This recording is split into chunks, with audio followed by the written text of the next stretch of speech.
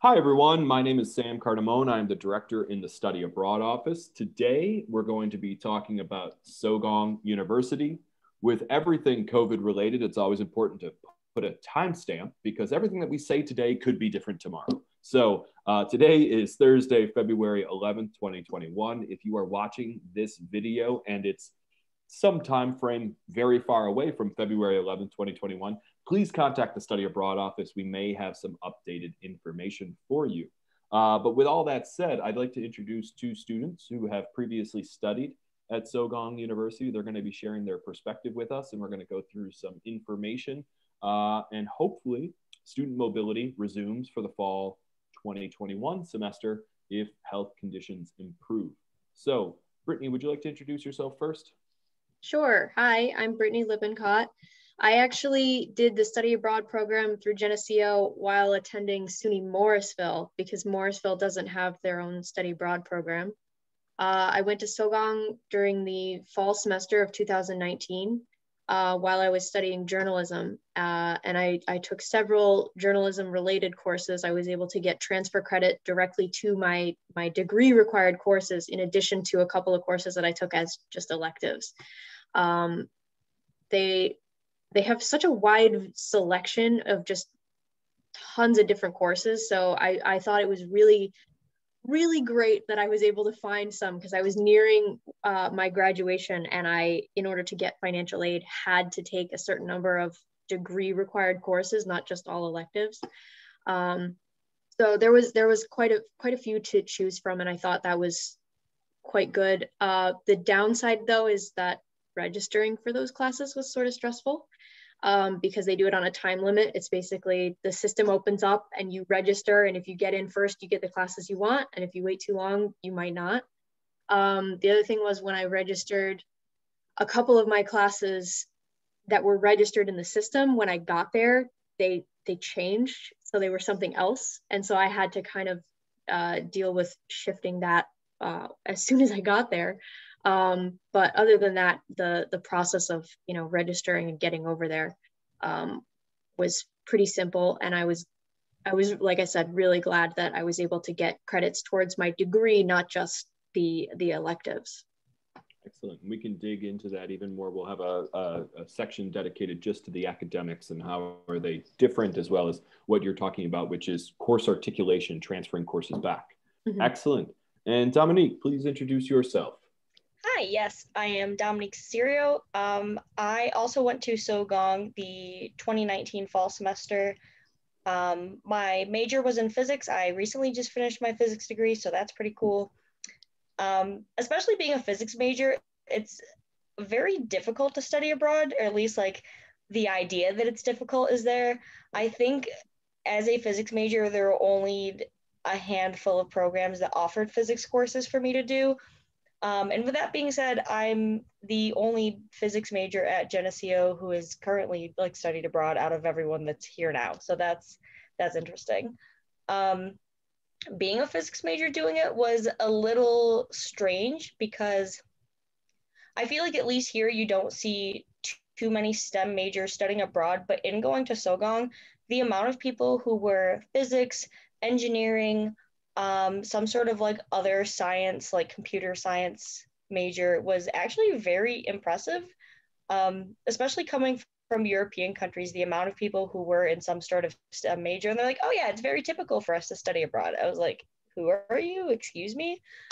So that was very interesting to see. I think I was kind of in a similar situation where in terms of financial aid, I only took one physics class, which kind of didn't necessarily help or hurt me, but at least I was taking something that was towards my degree.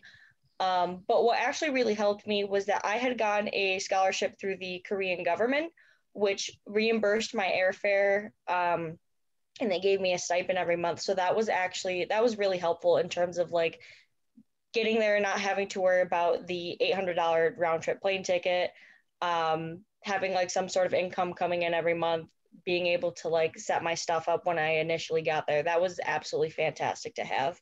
And especially going into a different country, it was a little worrisome as someone who is a broke college student, how I would be able to pay for things. And the amount of opportunities I have, whether that be like through the scholarship I got. I had gotten a study abroad scholarship through Geneseo. It actually, like, I ended up saving money studying abroad rather than being in Geneseo, so that was cool. Wow. Yeah. And Sogang actually is one of our most affordable study abroad programs, and we'll talk about that when we get to a section on cost. So I'm going to share my screen, and I've got some slides that'll kind of guide us through and take us out to a few links to look at some things online. So hopefully what you see now is a PowerPoint slide that says Sogang University. Is that what you all see? Yep. Yes. Excellent. Cool. So we'll start with the location. The Korean Peninsula is pictured here. To the east is the Sea of Japan, and to the west is the Yellow Sea. And we find Seoul, the capital of South Korea, here in the northern region of South Korea. And Incheon is pointed out there as well, which is the location of the airport that almost all international flights. There is another large airport, but this is the major one where most international flights fly into. It's about, would you say, 45 to 60 minutes from Incheon into Seoul and into Sogang University? Yeah, I think by train it's just under an hour. Yeah. South Korea is a highly developed, stable, democratic republic bounded to the north by North Korea and between the great regional powers of China to its west and Japan to its east and south. Incredible, breathtaking scenery throughout this country, and juxtaposed by Seoul and other cities, these major metropolitan, highly advanced, technologically advanced cities. Seoul lies in the northwestern part of the country along the Han River, not far from the northern border. The larger Seoul National Capital Area, which includes the major port city of Incheon, has over 21 million residents in that whole general region. It's the third most populous metropolitan area in the world, and about 1/2 of South Korea's entire population lives in Seoul and its surrounding areas.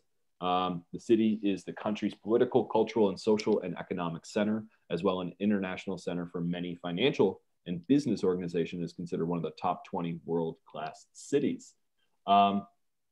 Tell us, if you would, Brittany, tell us a little bit about your experience venturing out of Seoul, venturing away, and did you have a chance to do any traveling in South Korea? I actually didn't get a chance to travel outside of Seoul. I did some traveling. I did some little adventures within the city. But honestly, I didn't stray that far from campus because the courses I was taking were pretty time consuming. I think students tend to take one of two routes. They either go heavy on the academics and they focus on that, or they just take some like throwaway electives that they can get easy grades in, and then they go crazy with the travel. And because of my situation and having to take classes for my degree, I had to do more of the former. But there are some nice areas even just within Seoul and close to campus. Like Hongdae is a great area that's literally within walking distance of campus. So I did some small adventuring, but unfortunately I didn't get a chance to travel outside of the city. No, that's all right. Then why don't you tell us a little bit about travel within the city, public transportation? How did you get around doing your daily activities around the city of Seoul and around Sogang? Well, like I said, it's a pretty walkable city. So a lot of the little shopping excursions and going for groceries and stuff. And when you first get there, getting, your basic dorm supplies, it's really easy to just walk to various places. But also I was really impressed, like right off the bat, as soon as I got on the train to get into Seoul, I was impressed with the public transit. The only real experience I've had with public transit in the States has been in like New York City, where everything feels kind of dirty and dingy and you can't hear what anybody's saying on the announcements. In Seoul, it's like everything is like clean and you can understand the announcements, so you actually know where you're going, which is, for me, it was such a relief because I get a little anxious, honestly, in situations that I'm unfamiliar with. I get lost very easily, and I speak a little bit of Korean, but not great Korean. Getting lost was one of my worries. Like, okay, how do I get off the plane and get myself from there to Sogang, without getting lost? And you have to get there in time to sign into the dorm.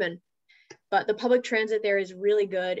It's very, very easy to get around. And then further into the semester, when I started doing a little more outside of the campus, buses are the same deal. It's very easy to navigate. I highly recommend downloading Naver Maps.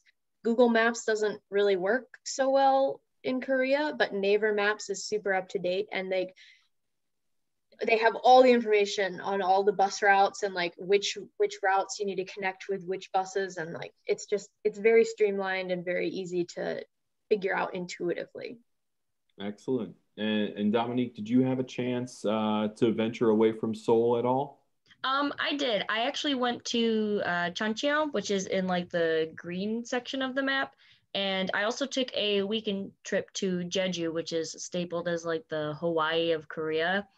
Both of those were very different experiences. So when I went to Cheonggyecheon, that was like a school field trip that they'd put together. And we took like this, it was kind of almost looked like a pedal car, but it was like a 4-seater. So it was like a pedal car on these railroad tracks, and it took us through like the mountains. We went through tunnels that were just like in the middle of these mountains, very scenic. We saw some waterfalls. 70% of the country is mountains. So that was really cool to like get firsthand experience of that. That was actually very well organized by the school. It was through their international students office. It was just like a first come, first serve, sign up sort of basis. They put together a hotel for us to stay at that was like the traditional, like sleeping on the floor Korean style, which was very interesting. My trip to Jeju was a little less organized. That wasn't anything that the school planned, but the busiest flight route in the entire world is from Seoul to Jeju, and there's over 200 flights every day. So to get a flight from Seoul to Jeju was super easy, super cheap. It takes like half an hour to get there by plane. And down here is what you're talking about, the island down here? Okay. Yes.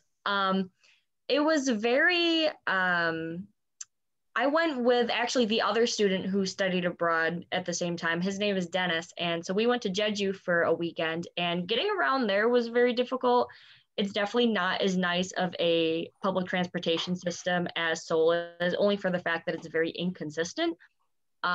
There was actually one point where it was like 9 o'clock at night, and we had to hitchhike, and some men in bunny suits like dropped us off at like a mutual location for our hostel person to come pick us up. It was a whole thing. I literally hitchhiked in South Korea, but that's fine. We don't need to tell people that. The Study Abroad office does not endorse hitchhiking. Absolutely not. No. Although to be fair, if you're gonna hitchhike, I feel like Korea is a way safer place to do it than the States. Absolutely. Study Abroad office does not endorse hitchhiking. No. Not that I endorse hitchhiking either, but also like even being in South Korea, I felt like it was much safer than the United States. People were very quick to help you, whether you were alone or with a group of people. Although people are very kept to themselves, they were very quick to identify like if somebody like needed help with directions or wasn't sure like what they should be doing. Not that that's like anything in relation to the transportation, but in terms of like getting around, I absolutely had no problems because so many people were very quick to assist you in that. So. Excellent. Thank you both. So really great public transportation in and around Seoul. A lot of other options if you want to venture away from Seoul, whether that's flights or other trains that connect the cities and stuff like that. And when I visited, I had the similar experience that you were discussing, Brittany, talking about the above ground buses, really easy to navigate. The below ground, underground subway system, really clean, really efficient, and saying out loud the stops in multiple language, including English. Yep. And that's actually something we often hear from a lot of students, and maybe you each can just quickly, briefly say a little on this, which is, did you go with any prior Korean language experience? And did you find that your language did you have concerns around your language ability? I did speak a bit of Korean. I've been teaching myself, and I did sign up. Sogang offers a Korean language course, and I signed up for that. I Because I had been teaching myself, I already knew most of the grammar points we covered in the class, but it was still really useful just in terms of being able to practice conversations with other learners. And the teacher was really great. So I did have some knowledge of the language going over there, but I wasn't super concerned with it just because I know a lot of Koreans speak at least a little bit of English too. So a lot of the signage is in English. So I wasn't too concerned with it, and it wasn't an issue at all when I was over there. Great. But yeah, I highly recommend, even if you, I noticed, even if you speak the base level of Korean, even if you just know how to say like hello and thank you, Koreans seem to be so appreciative that you even know that much. So I think it's not hard to make a good impression. 감사합니다. Well, and Dominique, did you have any fear associated with not speaking Korean language, and how were you able to navigate that fear? I'm not sure that I necessarily had any fear, but I came in not knowing any Korean, so I'd similarly took the Korean for General Purposes course that gave you like an introduction to Korean. And I didn't realize how helpful it was just to know a little bit, like Brittany had said, the little things like hello, thank you, being able to ask for directions. I could order food in Korean, and it made a significant difference being able to know those things, because I was the friend that, oh wait, hang on, like we need to bargain something, like can you manage to do that? And I was like, yeah, I know numbers, like we're good to go.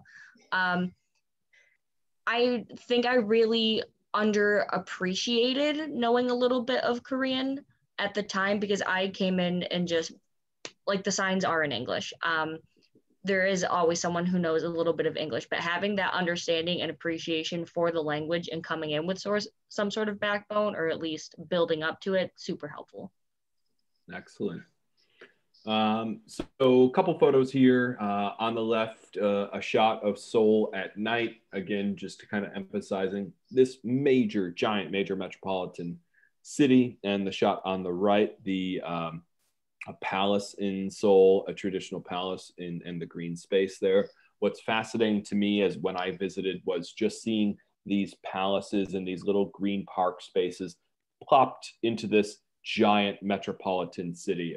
You've kind of got these little green oases dropped into this giant city. So you all started a little bit talking about academics, and I'm so glad that both of you participated in the Korean for General Purposes language course. I usually refer to that as the Korean night class. Did you take it in the evenings, the evening class? Yeah. And I'll mention that the Sogang University does that intentionally because most of the classes happen, like a lot of university classes, traditionally between 8 and 4 p.m. is when a lot of the standard academic courses will take place. And then they intentionally offer the Korean for General Purposes course in the evening to allow foreign students, to visiting international students, to take the Korean language class without interfering with their daytime schedule. So the Study Abroad Office of Geneseo always encourages students, if you have the flexibility, definitely do it. I think both Dominique and Brittany give the thumbs up to the Korean language class. It gives you a lot of really excellent and important survival skills, getting out and beyond the campus, and really builds your confidence. And I think Brittany's point is well made, that people appreciate just simply being greeted in Korean when you're in Korea. 안녕하세요 goes a long way, and as does thank you. So academics, one of the great things about Sogang University, they do offer what we talked a lot about Korean language, but many of their courses are offered in English. And for most of our students, when they study abroad there, they will take their academic content courses, major courses and gen ed courses delivered in English. You will sit alongside other exchange students as well as other Korean students. And there's courses taught in English from all different levels, including courses in international relations and physics and journalism. So there's a lot of different disciplines represented. Excuse me. If you could, Brittany, tell us a little bit about some of the classes you took. How many students were in the classes, and was it all lecture based, or did you find it to be interactive? How does it compare to a class back at your home campus in Morrisville? I took a few different kind of random courses. One of them was actually for coding, and ironically that one it transferred in as a degree required course for me. People are always thrown for a loop by that one because I studied journalism, but I had to take a coding course. That one was fairly lecture based. There were probably 35 to 40 students in there. But we did occasionally have to do, for like the end of the semester, we had to do like a project presentation, and several times throughout the semester, like standout projects, the students who created them would stand up and present kind of their process, but mostly lecture based. I took a psychology course. That one had quite a few students in there, mostly Korean students in both of those courses, and a few exchange students. I should mention the coding class, we did have group projects, and that was really interesting because, you know, you weren't always working with just exchange students, you were working with the Korean students. And there is a disparity in English skills. Some students speak really good English, some students barely speak English. So working and trying to communicate and overcome the language barriers that were sometimes present, especially for a class like coding where the vocabulary is like very specific. That's something to keep in mind. You might have to find a workaround for that. The psychology class was entirely lecture based.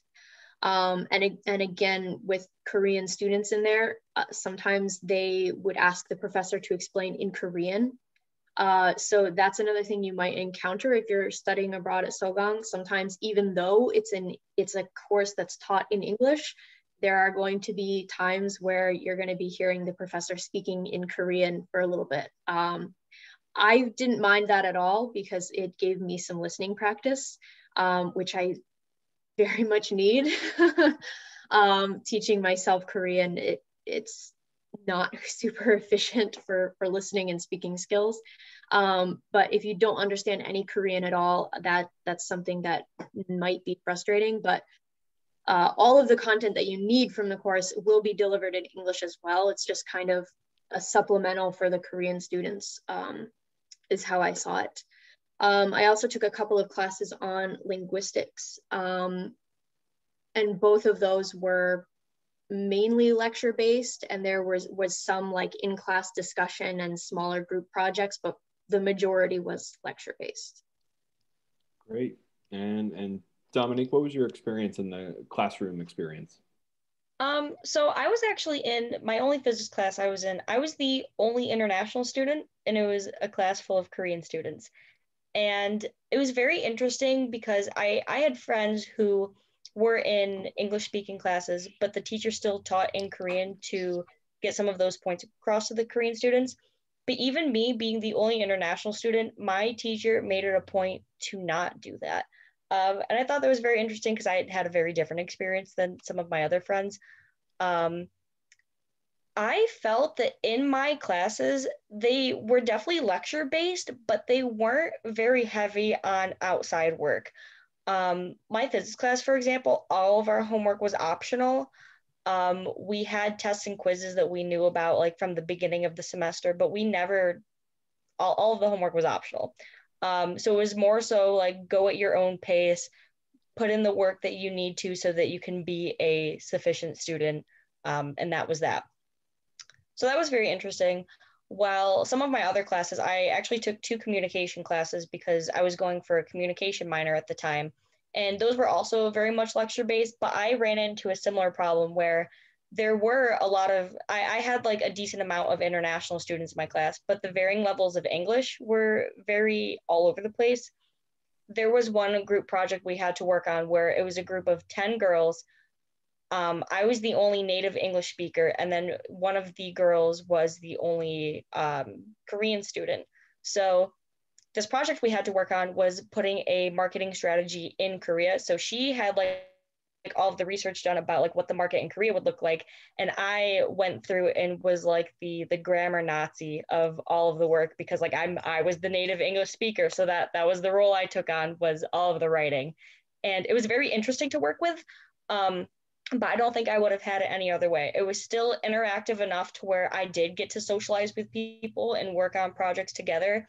But a lot of the classes were structured in a sense that it was go at your own pace. Obviously put in the work as you need to, but there really wasn't any like overlying pressure of like this is physics, like you absolutely need to like hammer this down and get it done. It was just like do what you can, and that was kind of cool. Well, it's interesting. I've heard that from past students that, you know, the amount of outside work it's very much a reflection of the where the responsibility resides. That the Korean education system says, here's the homework, do it or don't do it. You're going to be tested on it. Basically, Yeah, absolutely. And it does make some students thrive in that environment because it's a self-directed environment. You get a lot more choice in terms of do I need to do practice on stuff that I feel confident about, or you know, which can feel like busy work, or do I know that I need to, you know, do more practice in this. What it creates though for some students is a little bit of concern, because it usually means that all of your grade resides on just a few tests. And I see both of you nodding. So it is something that students going into this program should understand, that like your academics will reside on maybe fewer assignments that are valued much higher than they would be in the US. Is that what you all experienced? Yeah, Yes. it also does depend on which classes you're taking, though. Like my psychology class, literally, it was the lecture. There was a midterm that was worth 50% of your grade, and the final was worth 50% of your grade. And that was it. My coding class, on the other hand, there were, I think, 10 projects, no tests, but 10 projects spaced throughout the semester. And that did require outside work, only because, you know, you have to actually do the projects outside of class. And if you don't understand how to do them, you have to do the research for them. But some classes definitely have much less of a workload. I noticed there was less outside readings. A lot of my classes at Morrisville, they want you to do all kinds of, you know, read the books and then read this article and that article and the other. And when I was at Sogang, it was just like, okay, we're going to go over the material in the book in class. You can read the book or not. That's what it is. Any other comments about academics at all? No. We're going to move on to housing. Did you both live in Gonzaga Hall? Mm-hmm. I did, yes. All right. And so that's what we're going to focus on. This is where the majority of our students live. This photo here on the right shows the two kind of parallel towers to one another. Why are there two towers? Because they separate students by men and women. One is the men's tower, one is the women's tower. Students will reside in Gonzaga International Student Hall. These are double rooms, as the picture here shows. There's 2 beds, 2 desks, and 2 students sharing the room. There's usually in the room also a private bathroom for just those 2 people. Students can also purchase a meal plan, which at the basement of the buildings, there is a small dining facility, typically serving a Korean and Western option each day. You can either have the Korean breakfast or the Western breakfast. You can either have the Korean dinner or the Western dinner.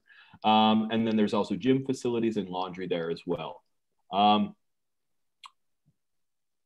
Talking a little bit about your residential experience, did you have a Korean roommate? Did you have a other international student roommate?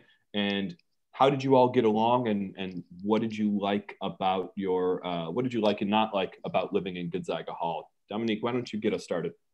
Yeah, so my roommate was, her family was Korean, so she actually came over with her entire family to visit family in Incheon. But she actually goes to school in Boston College. So that was interesting. She had like a lot of Korean background, not necessarily having been to Korea before. So that was actually very handy to have. So her and I got around pretty okay with that. I liked Gonzaga for the convenience of it. In terms of like the meals that were provided, as you said, like there was one like typically Korean meal and then one more like westernized meal. I bought a meal plan, but honestly, like I know people who didn't and they still got around just fine. Directly across the street from Gonzaga is almost like a little plaza that has plenty of food options there as well. And honestly, you'd probably end up spending the same amount as you would for the meal plan as you would going out to eat anyway. So it was convenient that it was there, but also you have just as good of options that are more, you have more options and that are tastefully better. But I'll leave that there. In terms of like the gym facilities, the laundry, they were very nice to have. You did have to pay to use the laundry, but they almost gave you like this little card that you would just prepay, swipe as you need.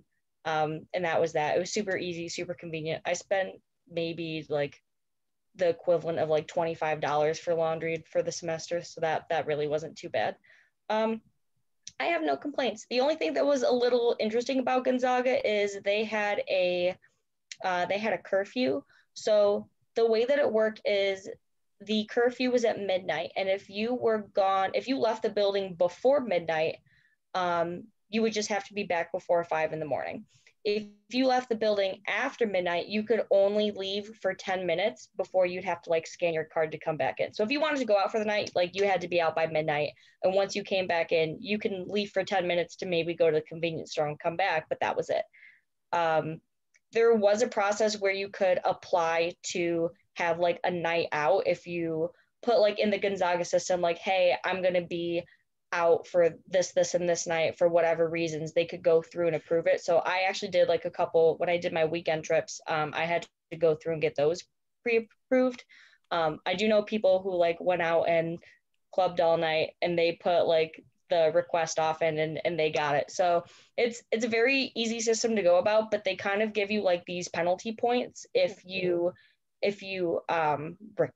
break the curfew. And there was actually some people I knew who like got enough points to where like they were kicked out of Gonzaga. So as long as you're responsible and as long as you are on top of that sort of thing, you are absolutely fine. But it's important to note that it is there and that it does hold you responsible in some regard.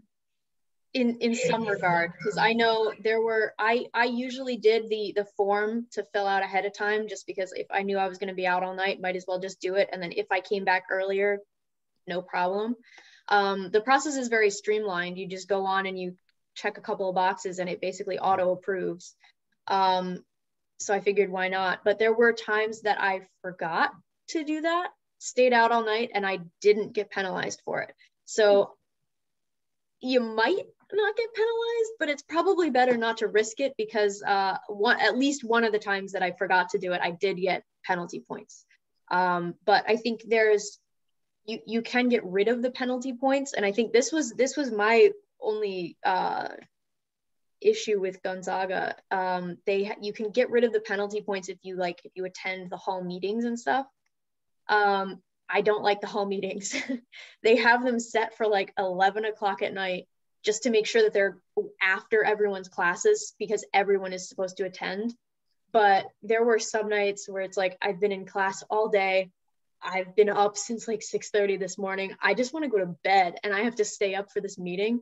So that is a little bit tedious. Also, if you're, this goes not just for the dorm, but for all of the buildings on campus. There are many floors. And if people are all going somewhere at the same time, like for the hall meetings or for classes, chances are you're not going to be using the elevator. You're going to have to take the stairs. The upside of that, though, is I didn't gain any weight studying abroad. I walked it all off. But yeah, I think the dorm is a pretty good facility. Like Dominique said, it's very convenient. There's laundry right there in the basement, and I I gotta say, I was wary about being in a dorm. I haven't lived in a dorm for several years, and the last time I didn't enjoy it. Even though I liked my roommates, I just don't like living in a dorm. The dorms at Sogang are pretty nice. I mean, they're small, they're still dorm rooms, but just having the private bathroom, honestly, is a big plus. I really hate sharing throughout the hall. It's much better to just have your own space. So I thought that was really good. And I don't know what kind of system they use to match up roommates, but my roommate was freaking awesome. We got along so well. I was really, really surprised. She was a US student from Georgia, but we got along really well. We didn't have any classes together. So like I said, I have no idea how they pair people up, but it worked out really well for me. And I did use the meal plan. I didn't use it to its full extent. There were days that, I was doing other things, and that's something to keep in mind. It's 2 meals per day, but they're at set times. So if you miss those times, you can't use the meal for that day. But the food there, I was pretty impressed with. Honestly, a lot of the food is really, really tasty.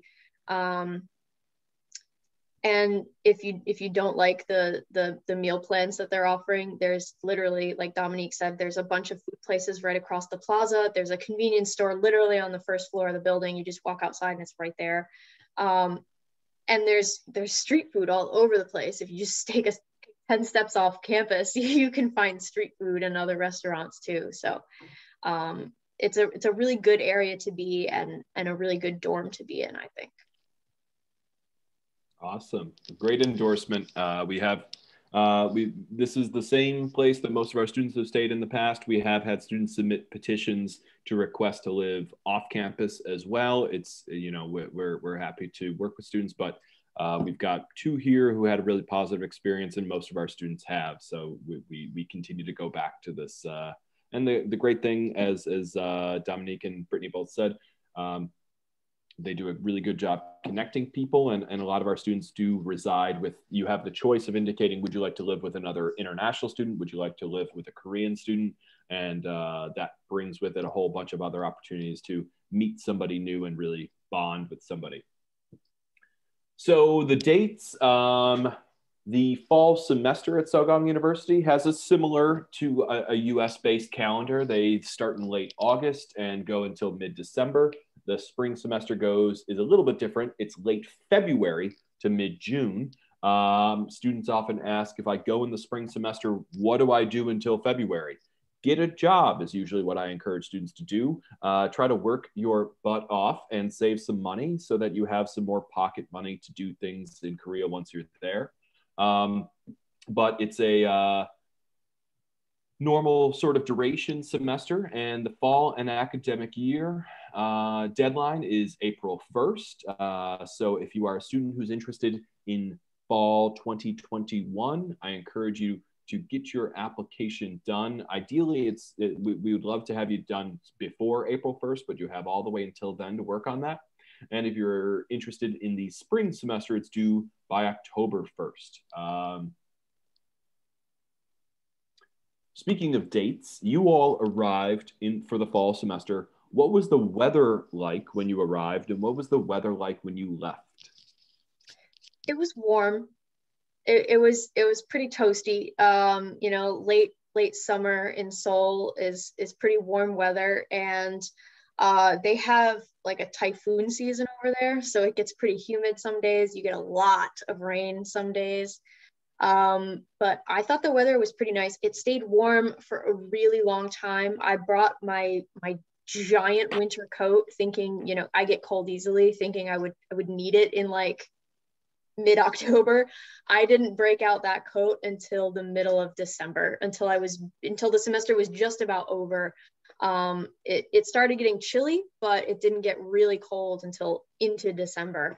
And I don't think it snowed until December either. Mm-hmm. I was really pleased with the weather there, honestly. So you still get seasons, but it's not as intense as New York winters get, I think.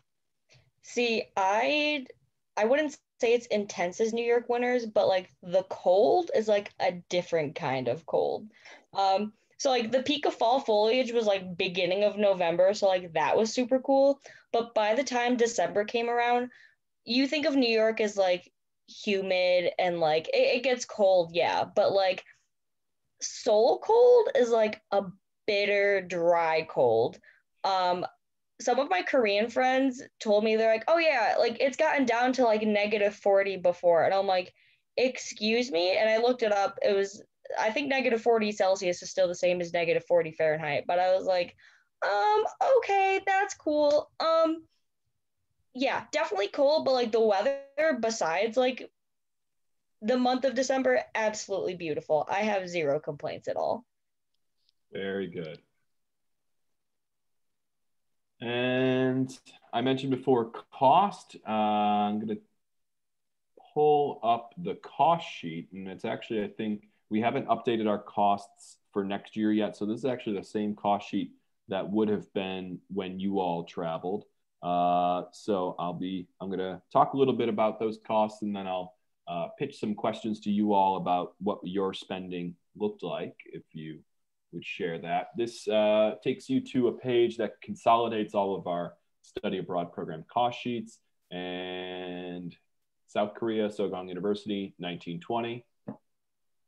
If you're a New York State resident, you're going to be looking at these columns here, these three columns. Either you can go for the full year, the fall semester, or the spring. If you're an out-of-state resident, you'll be looking at these columns, full year, fall, or spring. We're going to focus on New York State residents in the fall semester, which is when both Brittany and Dominique studied abroad. So every study abroad program has a $20 application fee.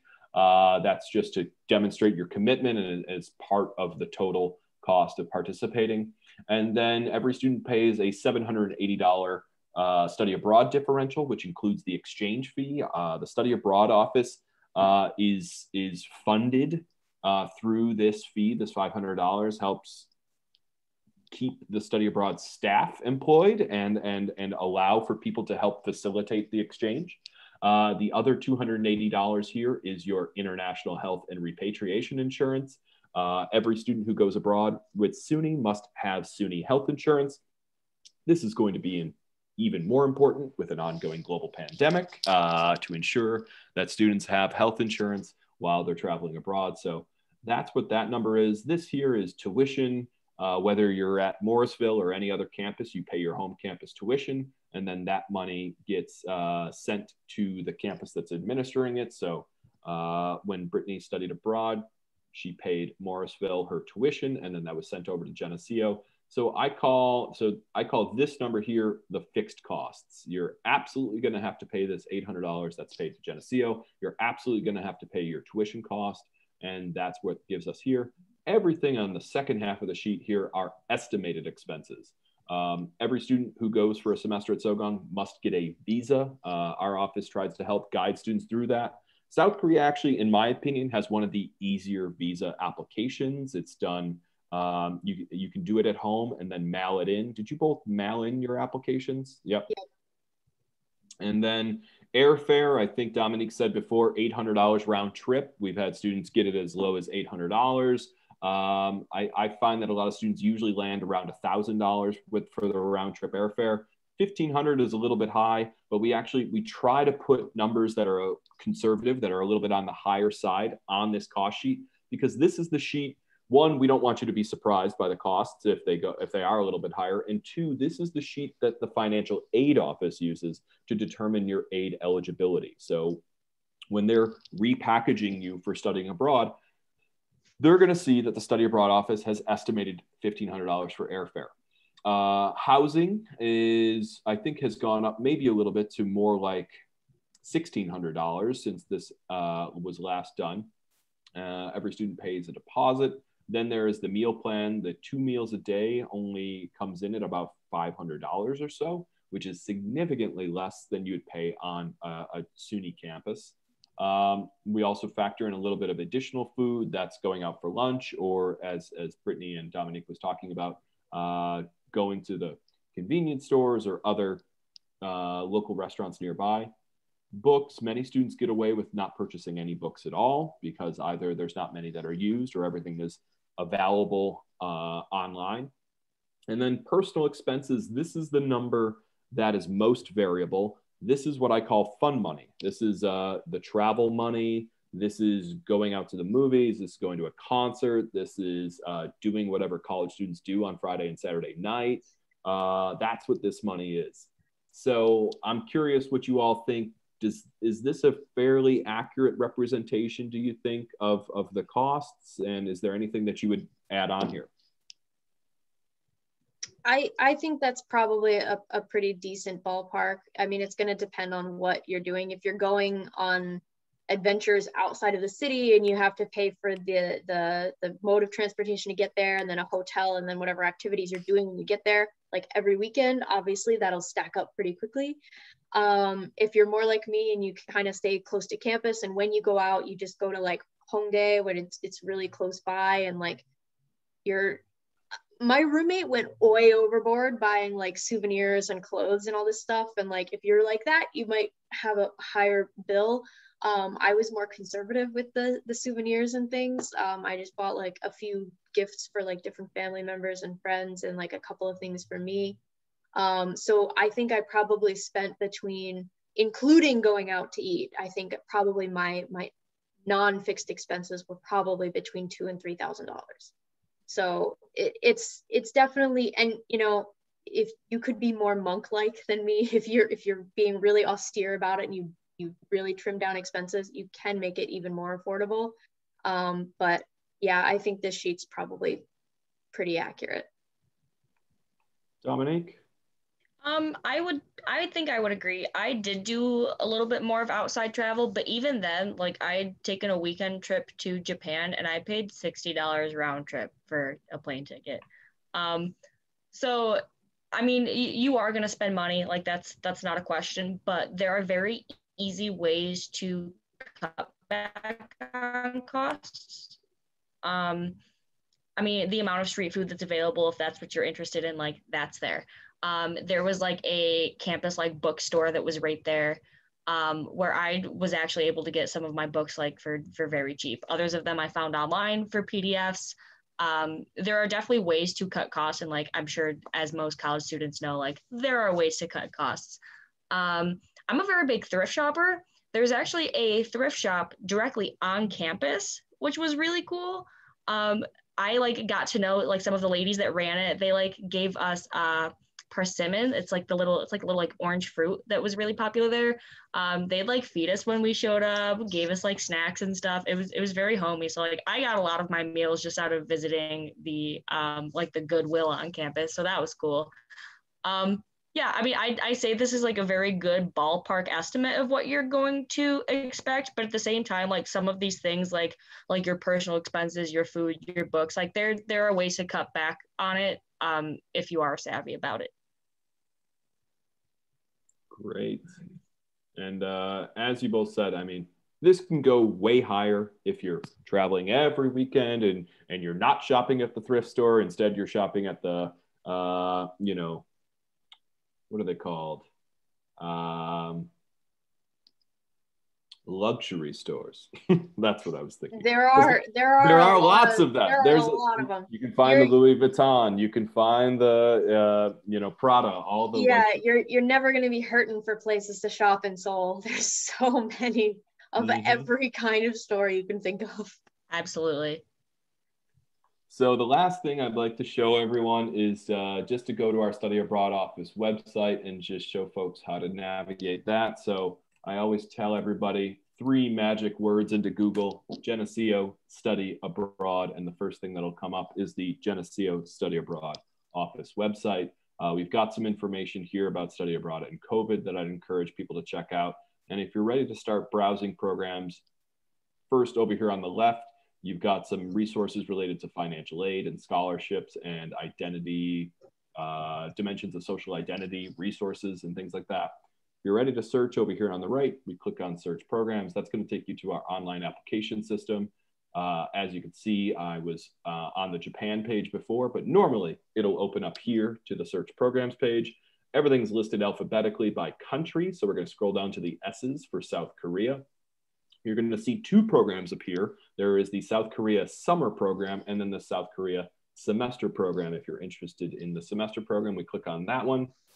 And here, some information about the program, the city, and the university. Excuse me. And what I always recommend to students, check out the academics information. This link right here will take you to the system to review the courses.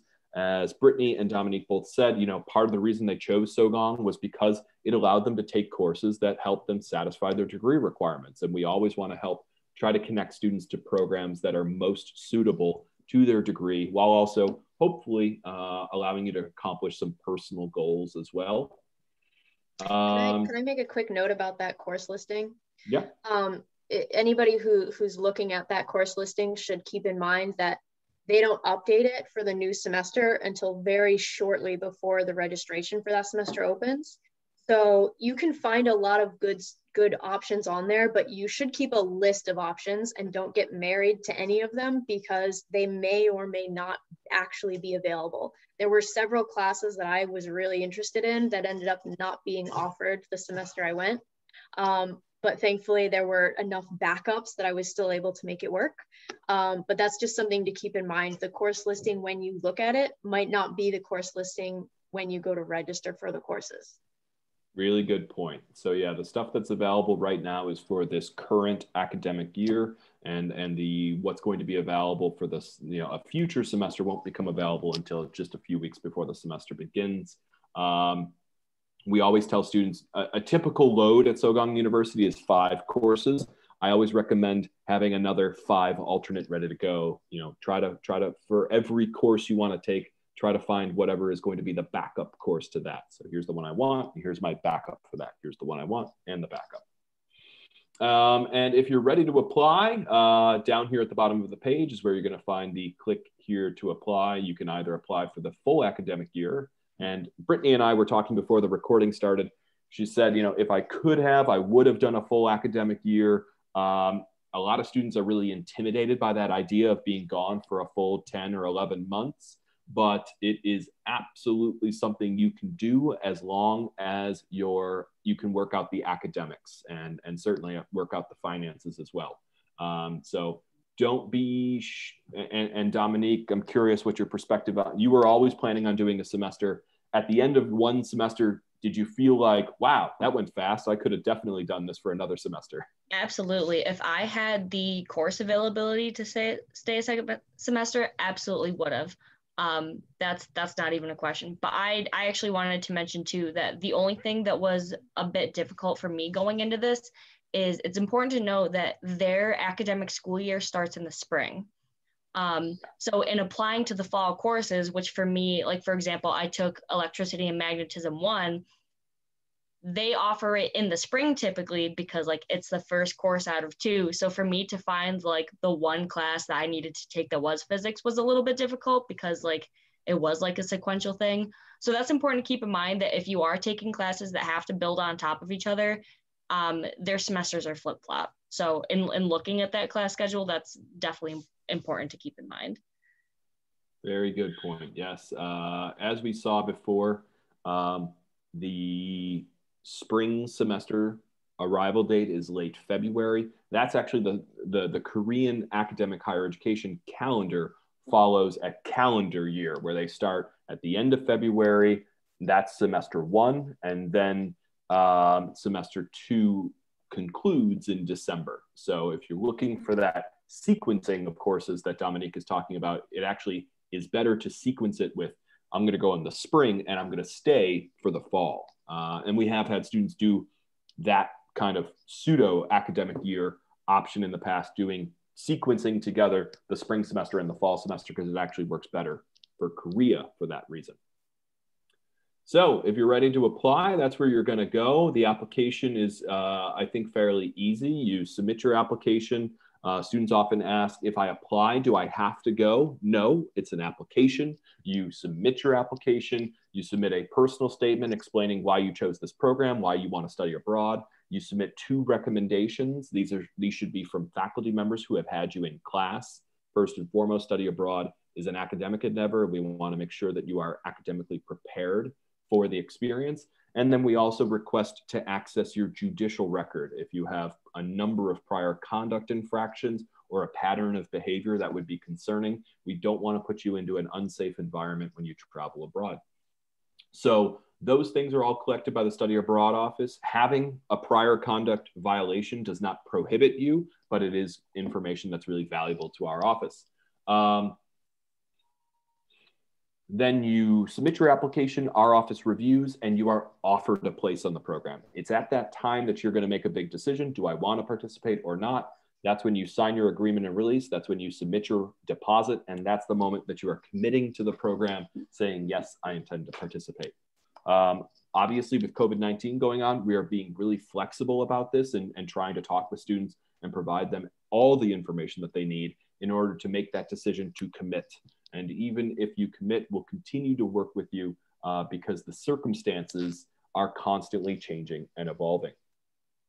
I'm going to stop the presentation. I just ended the screen sharing there, but keeping the focus back here just for one more minute. Brittany and Dominique, were you able to, you talked a little bit about making friends and stuff like that. Were you able to get involved in like making Korean friends and making other international student friends? And how was the cultural integration for you? I thought it would be more jarring than it was, honestly. I thought there would be some culture shock, and I was never really hit by it like I anticipated. Everyone there was very, very nice, and I think Dominique mentioned earlier, Koreans tend to kind of keep to themselves, but when you ask them for help, they're very, very friendly. I also found that to be the case. You know, I was able to make some friends in some of my classes, and outside of my classes as well. Like I mentioned, I'm learning Korean, so I use Hello Talk, which is like in a language exchange program or app. And so since I was in Seoul, I was able to meet up with some of the friends that I had been talking to on that app and hang out with them. So that was really fun, and they were able to show me around. That's one of my friends from Hello Talk showed me around Itaewon one night, very popular nightlife spot. And you know, it was completely amazing. The whole experience, honestly, was, I knew it was going to be wonderful getting there. It was even better than I anticipated in like every way. So honestly, I highly, highly recommend it. If it's feasible for you to go, do it. And if it's feasible for you to go for an entire year, do it. Because by the end of it, I'd made a list of things that I really wanted to do. And the semester flew by so quickly, I wasn't even able to quite make it through all of the things that I wanted to do just in Seoul, let alone traveling outside. So that's something to keep in mind. There's a lot of really awesome stuff to do there. So yeah, highly recommend it. All of it, every single bit was wonderful. Awesome. Dominique? I'm not gonna lie, I actually had a pretty difficult time making friends initially.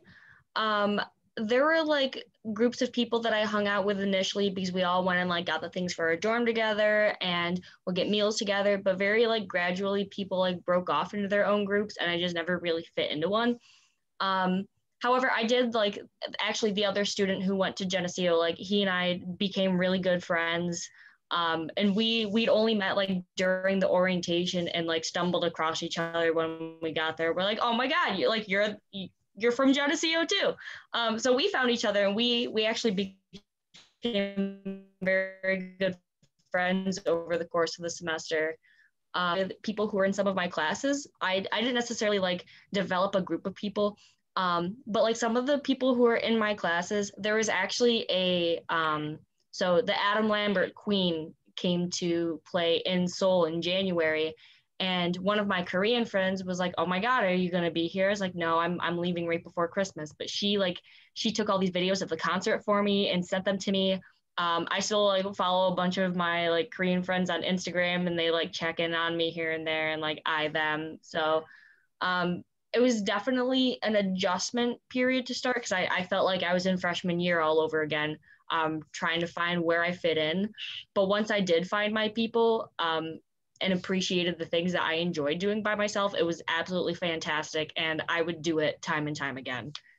It's so good to hear. And yeah, the challenges of making new friends and being thrust into a brand new environment, an unfamiliar environment, it can be really challenging. And what you described is I've heard from many students in the past, it's totally normal. It's normal to have anxiety about that, but it usually finds a way to resolve itself. And even if it starts just really small with one other person, and then that builds to one other person, or even just it starts with just your roommate, over the course of the semester, those things tend to resolve themselves. So